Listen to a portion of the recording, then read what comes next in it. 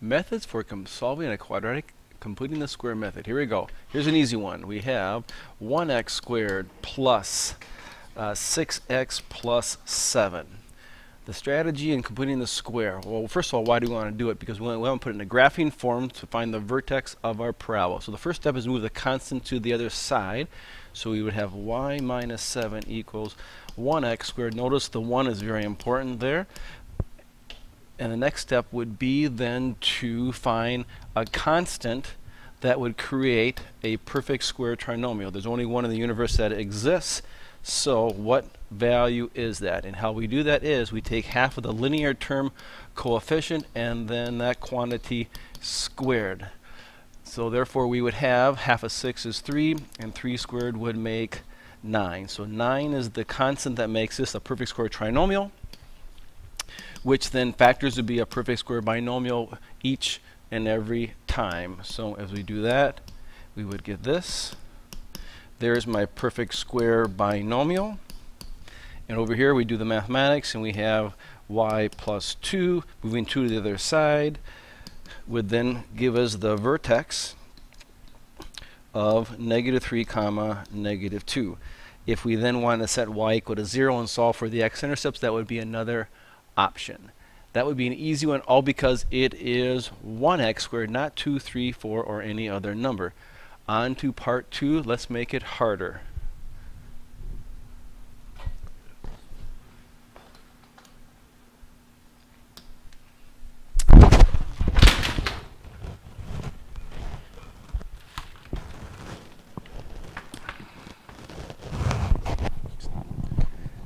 All right. Little technical difficulties, but what else is new? Here we go. Let's make it harder. Y equals 5x squared plus 17x minus 12. Maybe it's much harder. Again, the first step, move the constant to the other side. We now have y plus 12 equals 5x squared plus 17x. However, the problem here is that it's not 1x squared, but 5x squared. So mathematically, what do? We factor out the 5. So we then have x squared plus 17 fifths x. And recopy this side down here. Now, we are at the same place. It is now 1x squared. So therefore, we go through our same strategy of what constant makes it a perfect square trinomial. And yes, it will be a fraction. And to balance that out, 5 times that constant has to be balanced out on the other side. So 5 times that value added to y, then to 12.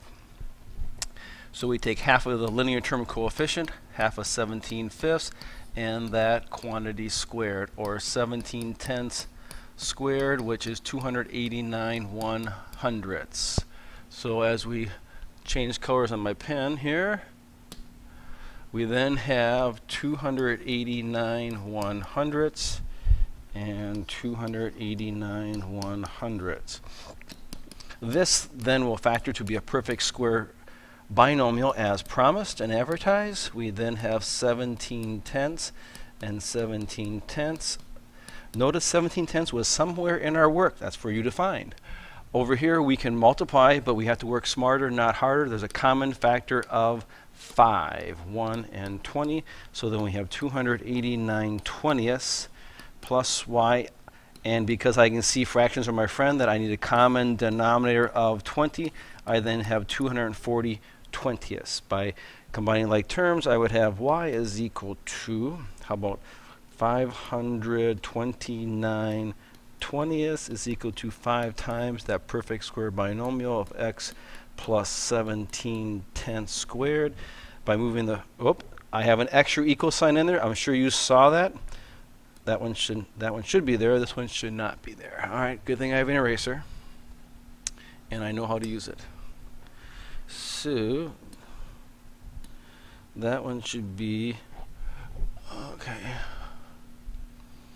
This gives you time to catch up now that I'm slow down here a little bit. So the equal sign belongs there and the plus sign belongs there.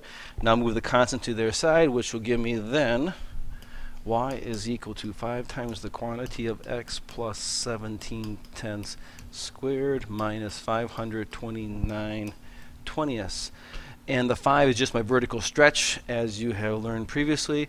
And my vertex, lo and behold, is before your very eyes, negative 17 tenths, comma, negative 529 twentieths.